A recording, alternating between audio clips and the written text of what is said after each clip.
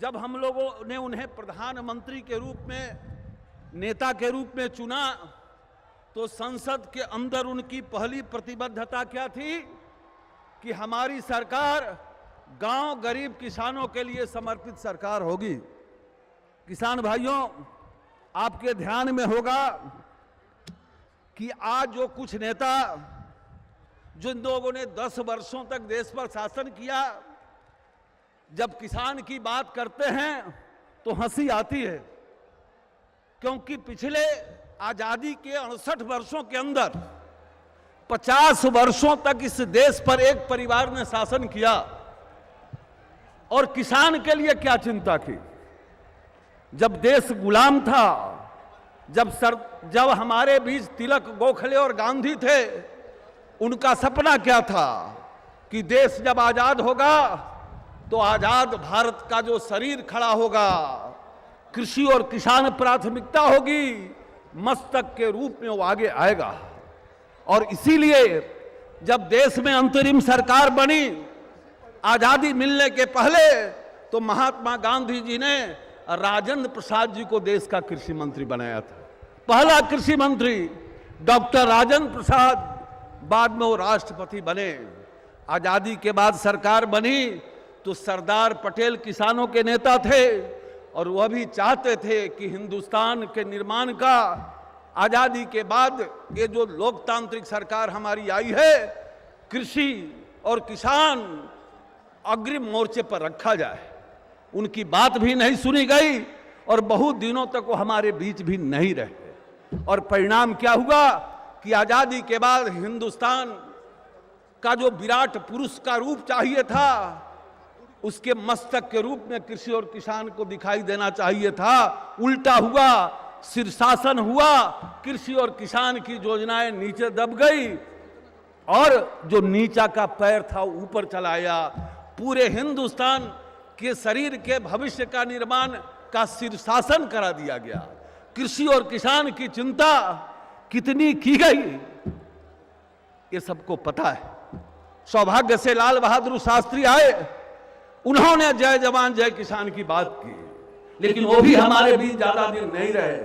फिर अटल बिहारी वाजपेयी देश के प्रधानमंत्री बने और दुनिया में देश में आबादी बढ़ रही थी, खेती के योग्य जमीन बढ़ने वाली नहीं।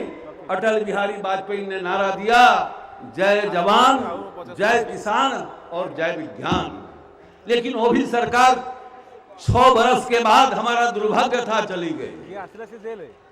फिर उसके बाद 10 वर्षों तक जिन लोगों ने राज किया, देश के नेता हैं, नौजवान हैं, देश भर में घूमते हैं, उनको जौ की बाली और गेहूं की बाली में अंतर समझ में नहीं आता है, लेकिन किसान की बात करते हैं। उनको गन्ने के पेड़ में और अरहर के पेड़ में अंतर समझ में नहीं आता है और किसान की बात करते हैं। उनको शायद पता नहीं कि 7-8 में पूरे हिंदुस्तान और दुनिया में ये बात सामने आ गई कि जो सॉइल हेल्थ है वो बीमार है। और हरित क्रांति जो देश में चली असंतुलित उर्वरकों के प्रयोग के कारण, चाहे वो महाराष्ट्र हो, पंजाब हो, आंध्र हो, तेलंगाना हो, लाखों एकड़ खेती के योग्य जमीन मर गई। संयुक्त राष्ट्र संघ ने भी पूरे दुनिया को कहा कि सॉइल हेल्थ मैनेजमेंट की चिंता करो। क्या चिंता की? हमारे जब नरेंद्र भाई मोदी देश के प्रधानमंत्री बने, उन्होंने कहा कि पहला काम हमें करना है कि हमारी जो मिट्टी बीमार है, जो मर रही है, वो बीमार न पड़े। देखो इसके लिए 10 वर्ष में क्या हुआ, आपको आश्चर्य होगा कि सॉइल हेल्थ मैनेजमेंट की चिंता। आज किसान की बात करते हैं, 10 वर्ष तक कहां थे? हमने आंकड़े देखे, मोदी सरकार के आने के पहले सॉइल हेल्थ मैनेजमेंट पर मात्र 72 करोड़ रुपया पूरे देश में खर्चे किए गए। अब 72 करोड़ रुपया, इतना बड़ा देश, क्या ये किसान की चिंता थी? हमारी सरकार आई, मोदी जी ने कहा कि हिंदुस्तान की जो धरती है, मिट्टी है, वो सिर्फ जमीन का टुकड़ा नहीं, वो हमारी माता है। और जब तक माता बीमार रहेगी उसके पुत्र जो किसान हैं, देशवासी हैं, कभी भी संपन्न नहीं हो सकते, कभी खुशहाल नहीं हो सकते। पता करो कितने पैसे लगेंगे। देश में 14 करोड़ किसान हैं जिनके पास जोत है, जमीन है। 568 करोड़ रुपए लगेंगे। 10 वर्षों में बड़े बड़े घोटाले हो गए, हजारों हजार करोड़, 568 करोड़ खर्चा करने की बात ध्यान में नहीं आई। आता भी क्यों? कृषि और किसान, गांव और गरीब तो कोई लिख कर देता है तब बोलते हैं, भोगे नहीं है गांव की गरीबी को, चिंता नहीं की। देश सौभाग्यशाली है कि आज देश का जो प्रधानमंत्री है वो देश की गरीबी पर, किसानों के दुख दर्दों पर सुनकर नहीं बोलते, पढ़कर नहीं बोलते, कोई लिख कर देता है तब नहीं बोलते।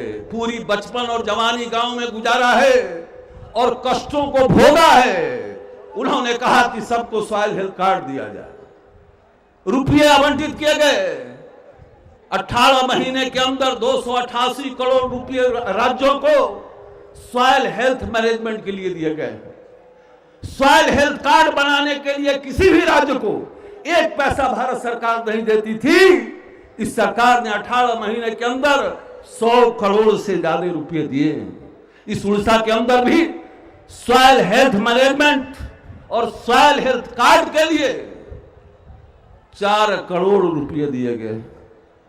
और मुझे विश्वास है कि यहां की सरकार गांव के किसानों के खेत से मिट्टी लेकर, कार्ड बनाकर, लेबोरेटरी में जांच कर जरूर किसानों को सॉइल हेल्थ कार्ड दे रही होगी। यदि नहीं दे रही होगी तो ये आपको विचार करना होगा, क्योंकि 4 करोड़ रुपए इनके लिए दिए गए हैं और कहा गया है कि आप खर्चा करो और जो पैसे की जरूरत होगी दिया जाएगा।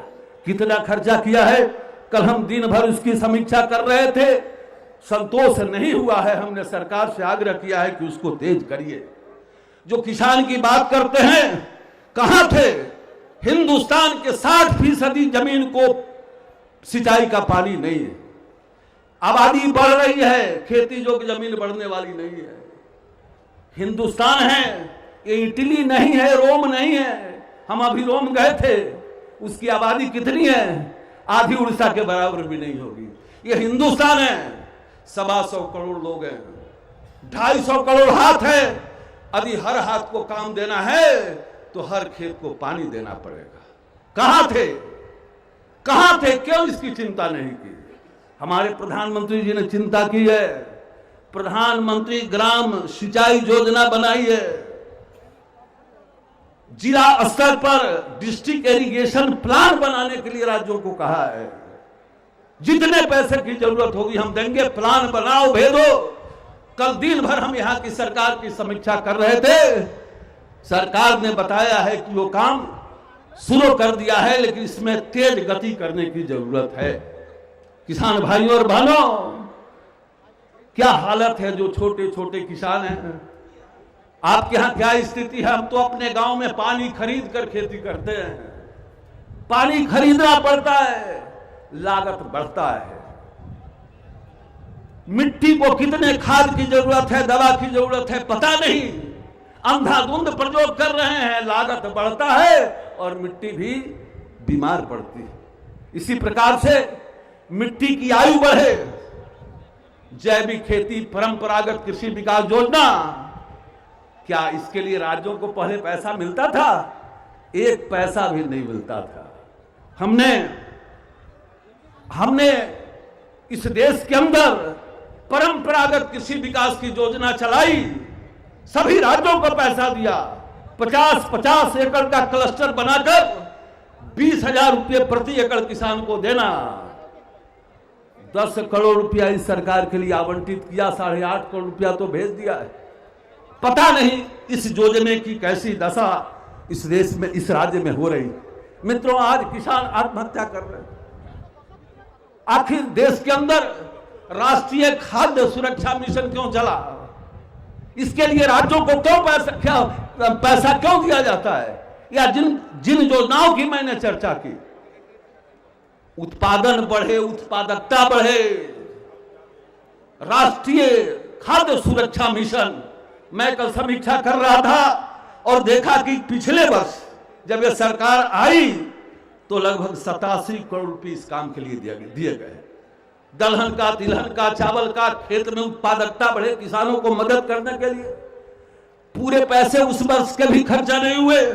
और इस वर्ष भी 80 करोड़ के आवंटन में 53 करोड़ रुपए रिलीज कर दिए गए हैं, लेकिन कल जो आंकड़े आए कि मात्र 16 करोड़ रुपए खर्च हुए। ये कौन सी गति है? 37 करोड़ अभी खर्चा नहीं कर पाए, जो आया है उसमें 37 करोड़ खर्चा नहीं कर पाए। इसका रिपोर्ट जाएगा तो 27 करोड़ अब आपका जो आने वाला है वो भी आएगा। मुझको लगता है कि ये 37 करोड़ और 27 करोड़ जो आता अधिक खर्चे की रिपोर्ट ना जाएगी तो इस राज्य के किसानों के साथ भारी अन्याय होगा।